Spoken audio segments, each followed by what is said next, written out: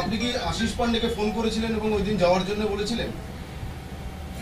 ঘটনা যখন আমি শুনেছিলাম যে 10টার পরে, তখন আমি তো বললাম যে আমি স্তম্ভিত হয়ে যাই, এবং আশিস পান্ডে আমাদের ইউনিটের সভাপতি, ছাত্র পরিষদ ইউনিট, আমি ওকে জানতে চাইলাম যে তুই কোথায়।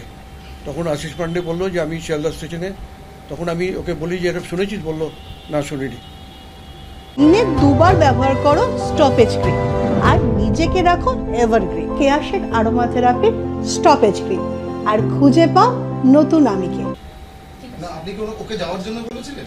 তো যাবেই, তো সভাপতি যাবে, যে নিজের কলেজে যখন একটা ঘটনা ঘটেছে নিশ্চয়ই যাবে। কিন্তু বিরূপাক্ষ রবি, আমার সঙ্গে কথা হয়নি। আশিসকে কি যাওয়ার জন্য ফোনে কথা বলার পর আপনিই বলেছিলেন যেতে? সেটা স্বাভাবিক। সেটা নামেই ডাক্তার, কিন্তু আদতে কি ডাক্তারি ছাড়া তোলাবাজি, কাটমানি নেওয়া, ভয় দেখানো, হুমকি দেওয়ার মতো যাবতীয় অনৈতিক ও বেআইনি কাজ করতেন সিবিআই এর হাতে ধৃত তৃণমূল ছাত্র পরিষদ নেতা আশিস পান্ডে? আরজিকর মেডিকেল কলেজের মতো প্রথিত যশা শিক্ষা প্রতিষ্ঠানে পড়তে এসে কি দুর্নীতিতে সন্দীপ ঘোষের যোগ্য শিষ্য হয়ে উঠেছিলেন তিনি? ধৃত আশিস পান্ডেকে শুক্রবার আদালতে পেশ করে সিবিআই ইঙ্গিতপূর্ণভাবে দাবি করল, তোলাবাজি যাকে তাকে দিয়ে করানো যায় না। সন্দীপ ঘোষের জন্য একেবারে উপযুক্ত ব্যক্তি ছিলেন আশিস পান্ডে। সন্দীপ ঘনিষ্ঠ একটি মানুষ বা একটি ব্যক্তিও ছিল বটে, তো যেখানে যেমন গুরু তেমনি তার শিষ্য হবে, এটাই স্বাভাবিক ব্যাপার। তো সেখানে দাঁড়িয়ে সন্দীপ ঘোষ যদি এইরকম বিভিন্ন রকম কীর্তি করে থাকে, তাহলে তাকে তো কারুর থ্রু দিয়ে একটা করতে লাগবে। এই আশিস পান্ডের মতো লোকজন হচ্ছে তারই মতো কিছু লোকজন, যাদের থ্রু দিয়ে সন্দীপ ঘোষ তার বিভিন্ন রকম এই দুর্নীতি চালিয়ে গেছে আরজিকরে বিভিন্ন বছর ধরে।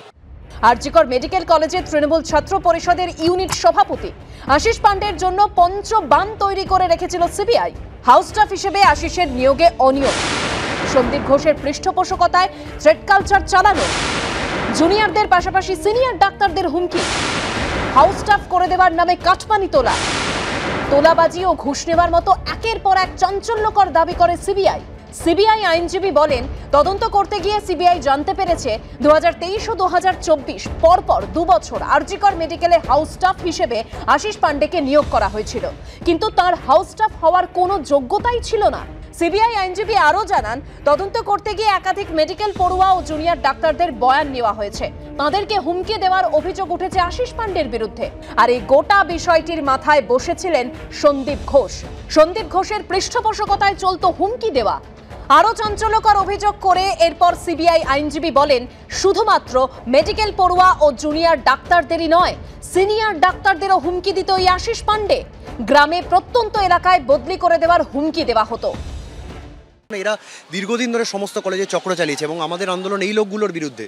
আমরা বারবারই বলছি, এই লোকগুলোকে না বের করতে পারলে, এই লোকগুলোকে তীব্র শাস্তি না দিতে পারলে ভবিষ্যতে আমরা আরেক অবহেলা আটকাতে পারবো না।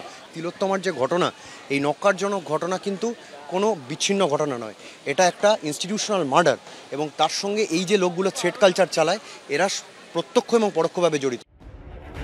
সিবিআই এর চাঞ্চল্যকর অভিযোগ শুনে আশিস পান্ডের আইনজীবী বলেন, জুনিয়র ছেলে সিনিয়র ডাক্তারদের হুমকি দেবে কি করে? উত্তরে সিবিআই আইনজীবী বলেন, হুমকি দেওয়ার কোনো বয়সসীমা হয় না। আশিস পান্ডের বিরুদ্ধে শুধু হুমকি নয়, তোলাবাজি ও ঘুষ নেওয়ার দাবিও করেন সিবিআই আইনজীবী। তিনি বলেন, আরজিকর হাসপাতালে ঘুষ চক্র, সিন্ডিকেট চক্র নিয়ন্ত্রণ করতেন আশিস পান্ডে। বয়ানে একাধিক মেডিকেল পড়ুয়া জানিয়েছেন, তাদের কাছ থেকে ঘুষ চাওয়া হয়েছিল। সন্দীপ ঘোষ সরাসরি কারো কাছ থেকে ঘুষ চাইতেন না। এই কাজের জন্য সামনে রেখেছিলেন আশিস পান্ডেকে। হাউস স্টাফ করে দেওয়ার নাম করে কাটমানি তোলা হতো। তখন আশিস পান্ডের আইনজীবী বলেন, সিবিআই যে অভিযোগ করছে আশিস পান্ডে হুমকি দিত, ঘুষ চাইতো, তোলাবাজি করত, তার প্রমাণ কোথায়? কারা এসে বলল? তখনই সিবিআই তদন্তকারী অফিসার মনীষ উপাধ্যায় উঠে আসেন, কেস ডায়েরি এগিয়ে দেন বিচারকের দিকে। তিনি বলেন, এতে সমস্ত অভিযোগকারীর বয়ান আছে, কেস ডায়েরিতে দেখে নিন, প্রত্যেকটা পাতা হাইলাইট করা আছে।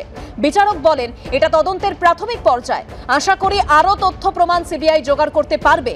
তারপর তৃণমূল ছাত্র পরিষদের চিকিৎসক নেতা আশিস পান্ডেকে 3 দিনের সিবিআই হেফাজতের নির্দেশ দেয় আদালত।